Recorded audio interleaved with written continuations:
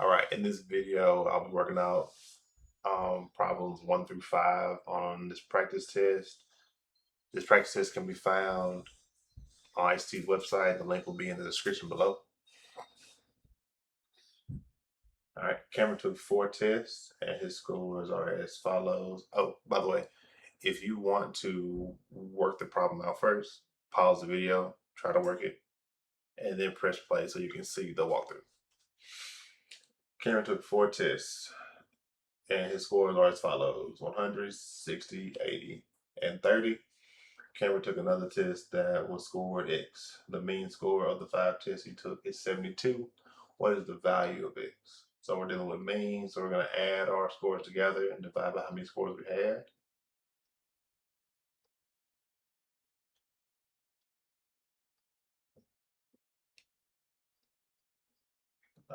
Plus, hopefully I have enough room.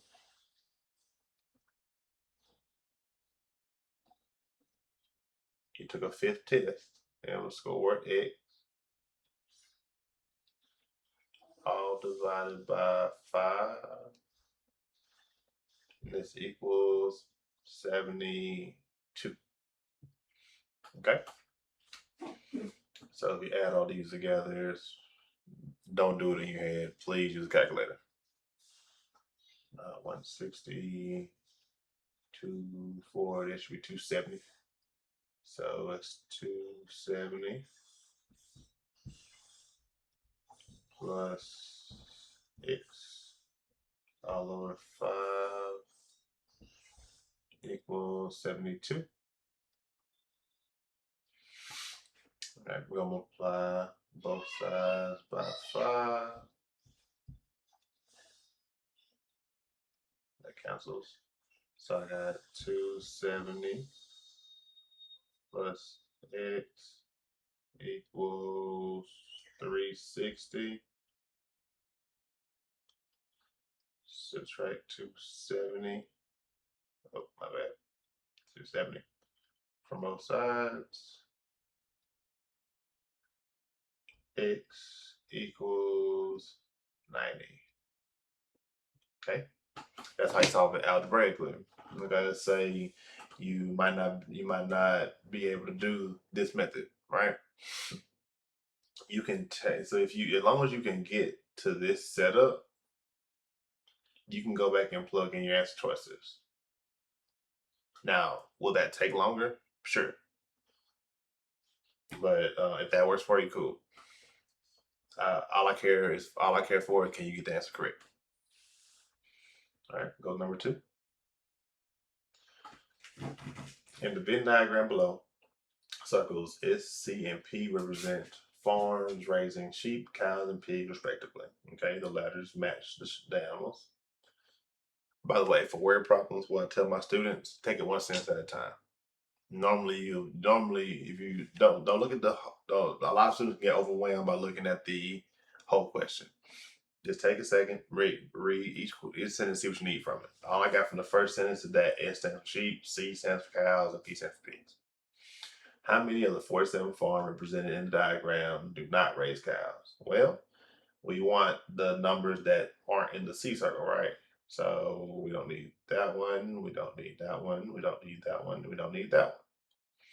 So these 3 numbers are not in the C circle. So 12 plus 2 plus 5 is 19, right? Yes. Pretty simple. And if you need me to re-explain something, or if you missed something, let me know in the comment below. Number 3. All right.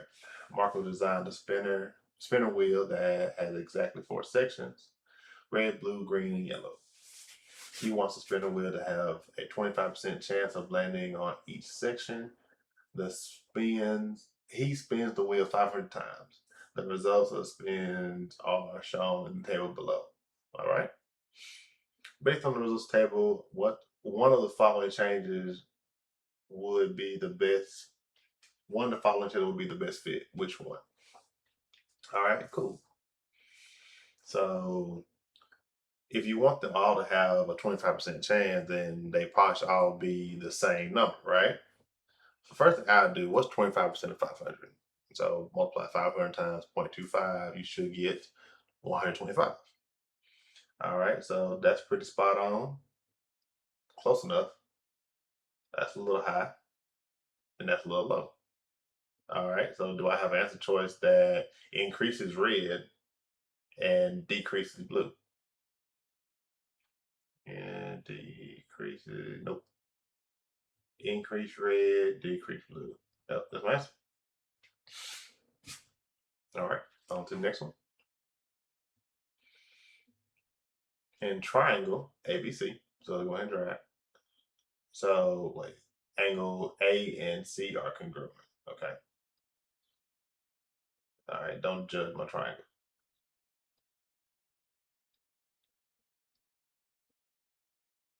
All right, so A and C, so I'm going to just put an X right there for A and C because they're the same thing. And the measure of B is, what, can I fit it in there? 143.6. All right, close enough. What is the measure of angle A? All right, so the sum of the measures in a triangle is always 180. All right, so x plus x plus 143.6 equals 180. All right, so put our x's together. We got 2x plus 143.6 equals 180. All right, so got our x's together. Now we're going to get our constants on the same side. So we're going to subtract 143.6 from both sides. Okay, so 2x, I might need my own calculator.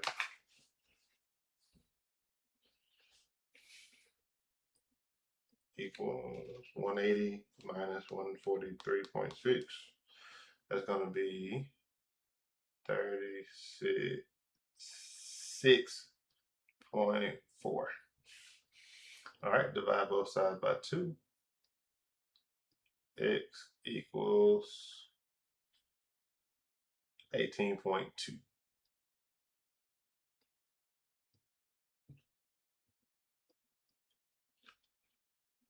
All right, cool.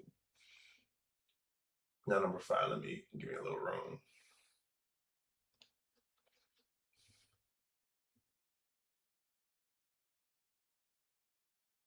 So there's 2 ways to do number 5.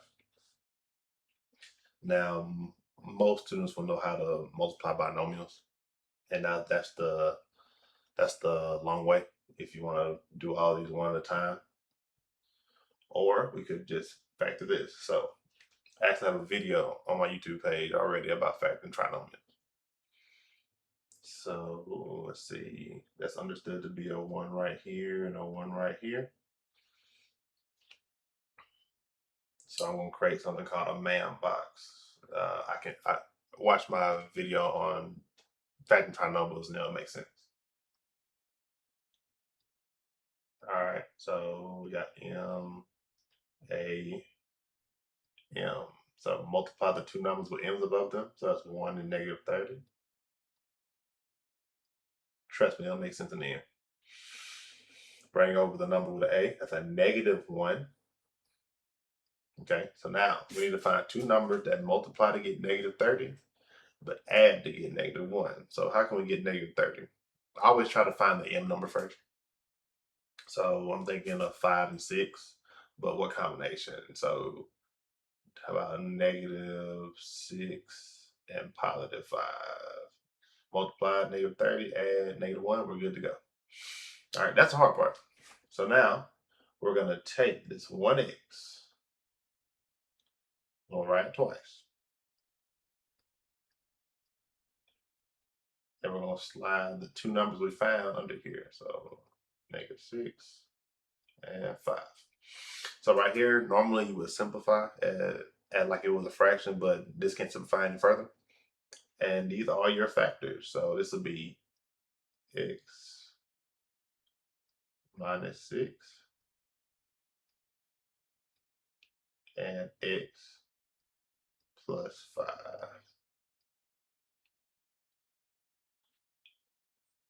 And C is your answer. Cool. All right. So be on the lookout for my next video where I'll be working out problems 6 through 10. If you enjoyed the video, like, comment, subscribe, and I'll see you next video.